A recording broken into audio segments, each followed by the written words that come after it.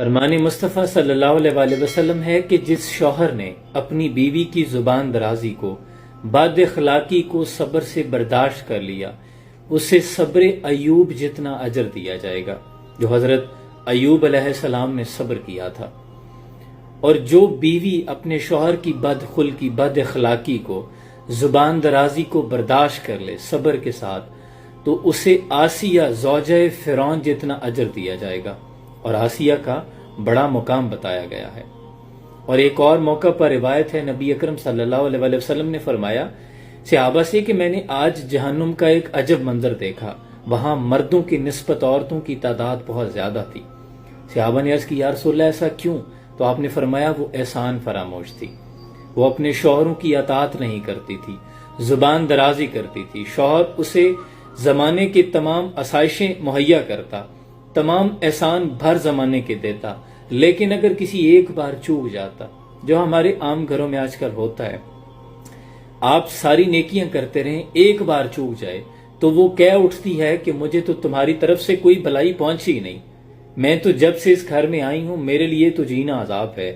یہ ایک جملہ ایسا ہے کہ حضور نے فرمایا اس کے سارے اعمال ضائع کر دیے جاتے ہیں۔ اور یہاں تک حکم ہے کہ وہ عورت جو اپنے شوہر کی آگے زبان درازی کرتی ہے، کل قیامت کے روز اس کی زبان 70 گز لمبی کر کے اس کے جسم کے گرد لپیٹ دی جائے گی۔ فرمان مصطفیٰ صلی اللہ علیہ وآلہ وسلم ہے، اور وہ اپنے رب سے التجا کرے گی، روئے گی، چیخے گی کہ اللہ میرے ساتھ ایسا کیوں؟ تو اللہ فرمائے گا تو اپنے شوہر کی آگے بد زبانی کرتی تھی، شوہر کی اطاعت نہیں کرتی تھی، اس کے ساتھ حسن سلوک نہیں کرتی تھی، اس کے سامنے بدتمیزی کرتی تھی۔ تو خدا کے لیے ایک دوسرے کے ساتھ شوہر اور بیوی کو، میاں بیوی کو ایک دوسرے کا لباس کہا گیا ہے، ایک دوسرے کی چادر چار دیواری، عزت و آبرو کا خیال رکھنے کا حکم ہے۔ اور نکاح کا حکم تو سکون کے لیے دیا گیا ہے کہ تم ایک دوسرے کا سکون بن جاؤ، لیکن ہمارے ہاں تو معاملہ بالکل اس کے برعکس ہے۔ تو اپنے گھروں کو امن و سکون کا گہوارہ بنائیں، چند لمحوں کی خاموشی اختیار کر لیا کریں۔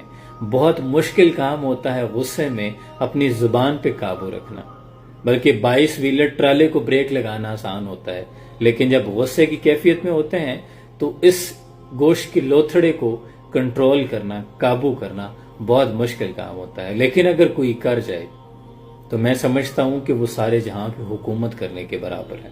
سلام پہنچے۔